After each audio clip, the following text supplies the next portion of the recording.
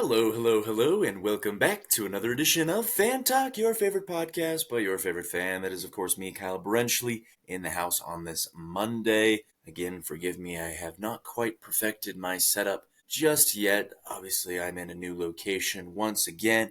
Bear with me as I fine-tune the details of this podcast. But welcome back. If this is the first time you are joining the Fan Talk podcast, well, congratulations. You have just found gold, or fool's gold, depending on how you look at it. I've heard it both ways. This is a podcast by me, Kyle Brenchley. We talk all sports, and we are talking basketball today, both WNBA and NBA. We'll get to that in just a second. But first, let me shout out, the Rogue One poster's not even up. Wow, I haven't even fully moved in yet, but for now, we'll say hello to John Stockton over here in the short shorts and the Thunderbolts, and the candle is not burning either. But welcome, guys. Fan Talks podcast you can get anywhere you get your podcasts. I also upload on YouTube for those who like the video version. Spotify has the video version as well. So like, subscribe, tell your friends, tell your grandma, tell your dog. Let's jump into it. It is a Monday. Rainy days and Mondays always get me down. Karen Carpenter once said that. Honestly, Mondays aren't that bad if you look at it this way. It is the WNBA Draft tonight, and women's basketball has never been more exciting, more interesting, and more important to today's sports landscape. We'll take a look at the draft. We'll take a look at who's going number one. Surprise, surprise, I bet you can guess who it is. And we'll break down the NBA playoffs. I'll explain the NBA play-in tournament, how it works, how teams get in, and we'll look forward to that as well. But let's start on the women's side. WNBA Draft. It is going down tonight from the Shed. That's in New York City. And Paige Bueckers is expected to be the number one pick. She will be. She'll be the number one pick in the draft. This draft. She had an amazing year at UConn. She's had an amazing career at UConn. And of course, UConn went on to win the national championship. They were a 2 seed, so I think a lot of people just slept on them, even though that they were clearly should have been a 1 seed. Paige Bueckers led the way, unstoppable, absolutely unbelievable player. I don't even need to say that. You guys already know that is true. But the Dallas Wings have the first overall pick, and they're expected to pick her and take her number one. High expectations for Paige Bueckers going into this draft. Of course, last year with Caitlin Clark and Angel Reese and a lot of big-time players, Cameron Brink, going into the WNBA. It was an amazing draft class. This draft class, I think, maybe not quite as good, but still a lot of great players. So what will Paige Bueckers achieve? Time will only tell, but the ceiling is very high. The future is very bright for not just her, not for just any athlete in the WNBA, but the whole league as a whole. If you guys don't know, it's a little different than the NBA draft. NBA draft happens, and then there's like an off season. So the NBA draft happens when does it happen? Like sometime during the summer, right? And then they have a summer league to play, and then they play in the regular season. WNBA is not quite like that. Women's college basketball ended a couple weeks ago, the 1st of April. The draft is tonight, April 14th. And then the regular season starts in May. So there's not really an off season in between the end of women's college basketball and the start of the WNBA. Whereas on the men's side, it ends in April. There's a summer league. The draft's in June, I believe. And then they do a summer league, and then the regular season starts in October. So it's like there's like all this time for it to happen. So quick turnaround for Paige Bueckers, quick turnaround for all the other athletes that are going to be drafted. You can check out the draft tonight. It's going to be on ESPN 5:30 Mountain Standard Time. And I think Paige is going to go number one. I don't think that's a mystery there. But congratulations to her. Congratulations to the entire WNBA. Should be a fun season. If you're looking for something to do over the summer, I guarantee you can find a game on national television. Caitlin Clark's coming back. Cameron Brink's coming back. Angel Reese is coming back. Paige Bueckers is joining the league. Should be super fun. All right, let's shift to the men's side, but let's go professional. Let's go NBA. I promised last week that I would do a video explaining the NBA playoffs and the play-in tournament and how that works. As many of you don't know, about a couple years ago, they switched it up. So I'll first jump in and explain how it used to be. So the NBA playoffs used to be 8 teams from each conference. So the league is broken up into 2 conferences, the Western Conference and the Eastern Conference. And the top 8 teams from each conference got into the playoffs. The 1 seed, the best team, would play the 8 seed. The 2 would play the 7, 3 would play the 6, and the 4 would play the 5, if that makes sense. And they would play a best of 7 series, which means that you could potentially play up to 7 games against this team that you're up against. But best of 7, you just have to win 4. First one to win 4 games out of those 7. So, yeah, you'd play 7 games potentially, but could very well just be 4 games. You're guaranteed at least 4 games, I should say. But in recent years, they implemented what they call the play-in tournament, which allows 10 teams to qualify for the postseason. 6 teams, 6 of those 10 teams make the playoffs, and then 7, 8, 9, and 10 hash it out in what they call the play-in tournament. So let me show you here with the standings. It might be a little easier to visualize. So we go here to the NBA standings, Eastern Conference, as I mentioned before. How this is set up is there's these boxes here. I don't know if you can see these lines, but it categorizes the different teams. So these top 6 teams here in the Eastern Conference, ending with Detroit, have all qualified for the playoffs. So they are in. They don't have to play in the play-in tournament. These teams in this box here, 7 through 10, have to play in what they call the play-in tournament. So how that works is team number 7, so for example, the Orlando Magic, will play the Atlanta Hawks. They will play in Orlando. Orlando will get the home court advantage because they're the 7th seed over the 8th seed, and they will play 1 game. And the winner of that game will get the 7 seed in the playoffs. The loser of that game will play the winner of this 9-10 game. So the Chicago Bulls and the Miami Heat will play in Chicago, and the winner of that game will play the loser of this 7-8 game. So the winner of this 7-8 game gets the 7 seed. The loser plays the winner of this 9-10 game. The loser of this 9-10 game goes home. The winner plays the loser of this 7-8 game. Does that make sense? Little confusing, but bear with me because I'll explain. In the Western Conference, let's test your knowledge. So these top 6 teams, they all get in. 7 through 10, they have to play in the play-in tournament. So the Golden State Warriors are the 7 seed. They will play the Memphis Grizzlies, the 8 seed. 1 game, the winner gets the 7 seed. The loser has to play the winner of this 9-10 game. So the Kings will play the Mavericks in Sacramento, and the winner will play the loser of the 7-8 game. Loser of the 9-10 game goes home. So, whoa, Inception.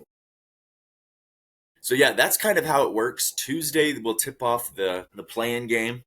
Again, it's just a one game to get in.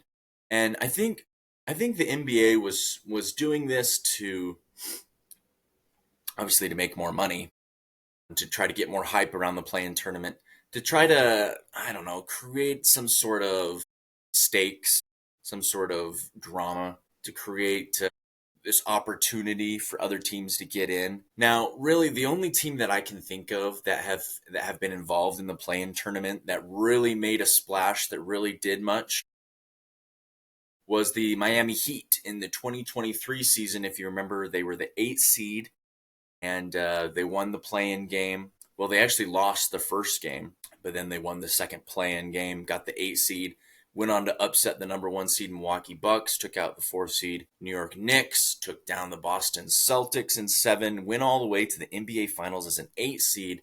Unfortunately, went up against Nikola Jokic and the Nuggets and lost, but still as an 8th seed from play-in tournament to NBA Finals. Usually that doesn't happen. Usually seeds 7 through 10 don't really make it out of the first round. If they do, they get eliminated in the second round. I think the Atlanta Hawks also made a run in the 2021 NBA playoffs as the 7th seed, went all the way to the Eastern Conference. So it's not impossible. It's not impossible, but it's not very probable that a team like the Sacramento Kings as a 9 seed, if they beat the Dallas Mavericks and then they beat the loser of this game, they get in as the 8 seed. It's not very probable that they're going to coast through the Western Conference. But regardless, it gives more teams a chance. It gives them an opportunity. It gives them something to play for. And ultimately, this is a competitive league. This is a league that players want to win, coaches want to win, they want to keep their jobs, fans want to see teams win. And if a team like the Dallas Mavericks this year, who have a losing record, gets into this play-in tournament and has a shot, then so be it. I don't know if it necessarily means that they're going to go that far or do anything, but it gives them an opportunity. And so the NBA has tried this the last couple of years, and I wouldn't say it's a perfect model. Again, I just mentioned that while it does give more teams opportunities, like a Miami Heat team that is 8 games below 500. It gives them an opportunity. It doesn't necessarily mean they'll go far. It doesn't necessarily mean they really deserve to be in there, right? But it just gives them another opportunity to play. If I were to sit down right now and predict the play-in tournament, to predict how it goes, this is what I would say after watching the NBA for years and years and years, and particularly this season. I look at this in the Eastern Conference, where the Orlando Magic will host the Atlanta Hawks. I look at this game and I say, honestly, it could go either way. I think I'll pick the Magic because it's in Orlando, and the Orlando Magic will get the 7 seed. And then the Bulls and the Heat, I think I'll pick the Miami Heat in this one to upset the Bulls on the road. But then the Miami Heat will play the Atlanta Hawks, and I think the Atlanta Hawks will win. So honestly, in the Eastern Conference, I think it's set up the way it will play out, with the Magic getting the 7 seed and the Hawks getting the 8 seed, and the Bulls and the Heat going home. East or Western Conference, I think the same thing will honestly happen. I think Golden State will beat Memphis. If they don't beat Memphis, then they'll beat whoever wins Sacramento and Dallas. I think Memphis and Golden State probably get in as the 7 and 8 seed as well. So, I mean, that's just my predictions. Let me know your predictions down below. But essentially, that is what the play-in tournament is all about. It gives 4 more teams, 2 in each conference, an opportunity to sneak into the playoffs.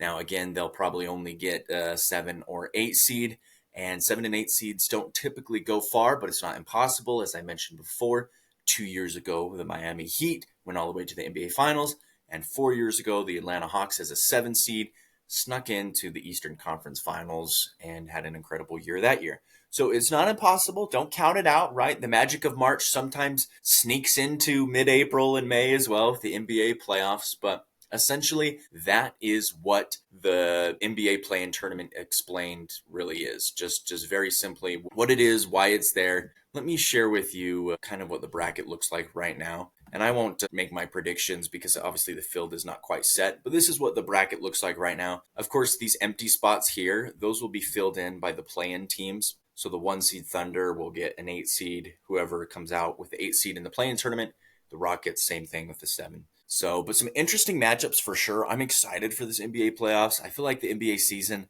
especially in recent years, can kind of drag out and get kind of boring, and you're just kind of like, okay, wow, they put up 130 points again because they don't play defense. But now there's something really at stake here in the NBA playoffs. So hopefully the intensity is turned up. Hopefully the competitiveness, hopefully the interest in games is turned up. There is some fun matchups, and I do believe that these first round matchups at least will get some fun things.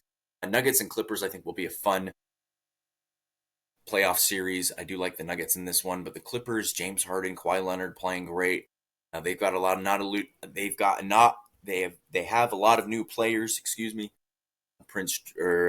Paul George, of course, no longer on the team. But that should be a fun one. I like this Lakers Timberwolves one. The Lakers with the Luka Doncic trade has really ramped them up, and they were sitting at like a 7 seed before that. Now they're all the way up to a 3 seed. It'll be interesting to see what the number 1 seed Thunder do. Last year they were the 1 seed and they didn't make it too far. But we'll see what they do this year. Rockets a good team. On the Eastern Conference side, this one, I don't think there's as much discrepancy. I think there's some clear favorites. I think the Cavaliers had an amazing year and they're a clear favorite, but also the Celtics. I think the Celtics have experience. I think the Celtics have talent. They're deep in their bench. I think the Celtics are going to come out of here in the East and take down a Cavs team eventually. If not, I don't know what I see in the Bucks, the Pacers. I don't believe in the Knicks and the Pistons, but they should be fun first round matchups regardless. Again, the NBA play-in tournament starts tomorrow night, Tuesday, with the Atlanta Hawks versus the Orlando Magic, and then it continues with the Grizzlies Warriors, and then Wednesday it's the Kings and Mavericks, as well as the Heat and Bulls. So some fun things happening in the NBA and the WNBA. So stay tuned for more coverage of that. It should be exciting. We're getting down to the end of basketball season. Soon we won't be talking basketball no more. Soon we'll have to find something else to talk about. But until then, thank you guys for listening and tune in next week for another edition of Fan Talk.